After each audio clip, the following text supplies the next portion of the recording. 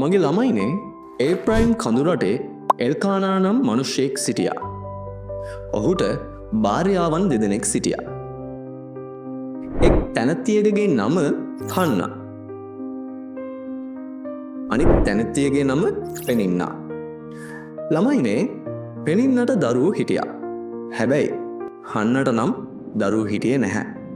හන්නා ඉතින් ළමයිනේ දුකින් කාලය ගත කළා. එල්කානා ශිලෝහිදී සියලු බල ඇති සමිදානන් වහන්සේට නමස්කාර කරන්නත් පූජා කරන්නත් අවුරුදු පතා ඔහු හිටපු නගරයෙන් පිටත්ව ගියා. ළමයිනේ එහෙදිත් සමිදානන් වහන්සේගේ පූජකයන් වුණු හොප්ති සහ පිනේහාස් යන ඒලිගේ පුතාලා දෙන්නත් හිටියා. එල්කානා පූජා කරන හැම අවස්ථාවෙදිම එයාගේ බිරුද වුණ පෙනින්නාටත් ඇගේ සියලු දරුවන්ටත් කොටසක් දුන්නා. ඉතින් ළමයිනේ ඔයාලා දන්නවද හන්නාට දෙකොටසක් දුන්නා. එල්කානා එහෙම කළේ ඇයි දන්නවද? ඇයට ගොඩක් ආදරේ නිසා. ඒත් සමිදානන් වහන්සේ හන්නාගේ ගර්භය පියවා තිබුණා. ඉතින් ඒ නිසාම හන්නගේ විරුද්ධකාරී වෙච්ච පෙනින්නා හන්නව කෝප කරන අරමුණෙන් ඇයව නිතර නින්දා කළා ළමයිනේ. මේ විදියට ඉතින් ළමයිනේ එල්කානා අවුරුදු පතා සමිදානන් වහන්සේගේ මාලිගාවට ගියා. මේ හැම අවස්ථාවක්ම පෙනින්නා අවස්ථාවක් කරගත්තා. එයයි දන්නවද? හන්නාට නින්දා අපහාස කරන්න. ඒ නිසාම ළමයිනේ හන්නා කෑම නොකා හඬමින් හිටියා. ඉතින් මේක දැකපු එල්කානා හන්නා ඔබ අඩන්නේ ඇයි? කන්නේ නැතුව ඉන්නේ ඇයි? ඇයි ඔබ දුකින් ඉන්නේ? පුතාලා 10 දෙනෙකුට වඩා මම ඔයාට හොඳ නැද්ද? කියන්න හන්නා. ඉතින් ළමයිනේ පවුලේ අනිත් අය කාලා බීලා ඉවර වුණාට පස්සේ හන්නා එතනින් නැගිට්ටා.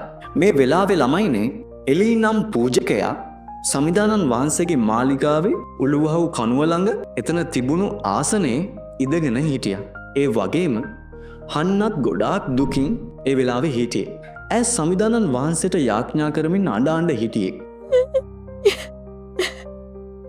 සමිදානන් වහන්ස ඔබේ මෙහෙකාරය වන මා දෙස කරුණා බැල්ම හෙලා මාහට පිරිමි දරුවෙකු ලබා දෙනු මැනවි.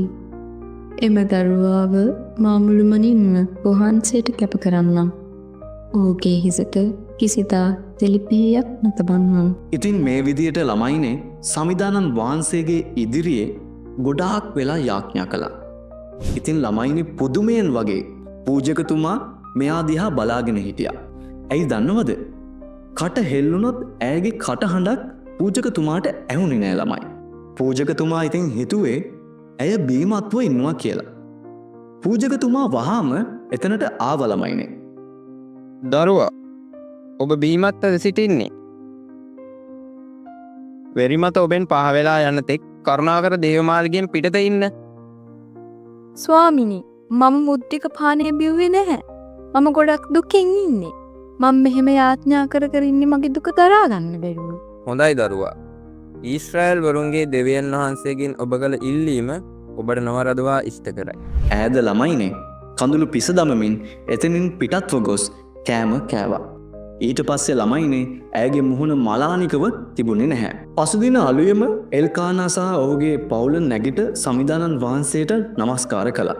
ඒ වගේම ළමයිනේ නැවත ඔවුන් රාමායි තමාගේ ගෙදරට පිටත්ව ගියා.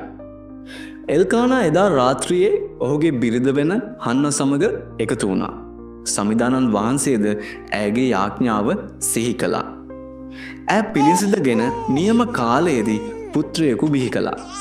ඇය ඔහුට සාමුවෙල් යන නම තැබුවා.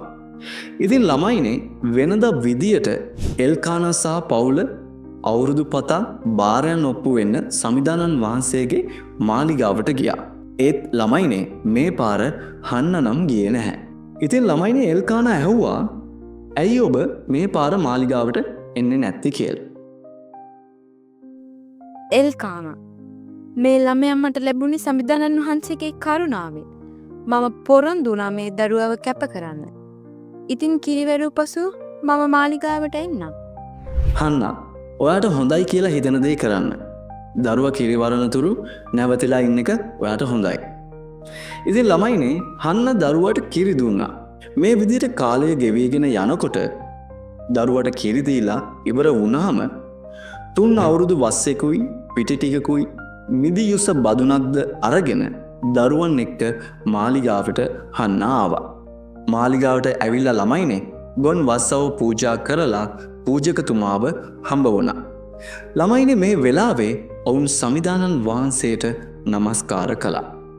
මගේ ළමයිනේ මේ කතාවෙන් ගොඩක් වැදගත් කරුණු අපේ ජීවිතයට කතා කරනවා. පළවෙනි කාරණාව තමයි ළමයිනේ දෙවියන් වහන්සේට අපි යාඥා කරන හැම මොහොතකම අපි අසාර්ථක වෙනවද නැහැ. බලන්න ළමයිනේ මේ කතාව ආරම්භයේදී අපිට දකින්නට ලැබුණේ හන්න කියන්නේ හරිම අවාසනාවන්ත කාන්තාවක් කියලා. ඒ නිසාම ඇය ගොඩක් දුකින් ජීවත් වුණේ. හැබැයි ඇය කවදාවත් තමන්ගේ විශ්වාසය අතහැරගත්තේ නැහැ. අපි දුකින් ඉන්න වෙලාවට අපි සංසුන්ව නැති වෙලාවන් වලට හැම දෙයක්ම සමිදානන් වහන්සේට පවසනවා වගේම විශ්වාසයෙන් යාඥා කරනවා නම් සමිදානන් වහන්සේ අපගේ යාඥා අහලා අපිට පිළිතුරු දෙනවා ළමයිනේ. ඒ වගේම ළමයිනේ විශේෂම කාරණාව තමයි දෙවියන් වහන්සේට කැපවෙන ජීවිතය ලොවට ආශිර්වාදයක්. හන්නාට ඉපදුණු සාමුවෙල් දරුවා ඒකට හොඳම උදාහරණය. ළමයිනේ මේ කතාව මෙතනින් ඉවර නැහැ. දෙවෙනි එපිසෝඩ් එක මම සූදානම් කරමින් ඉන්නවා.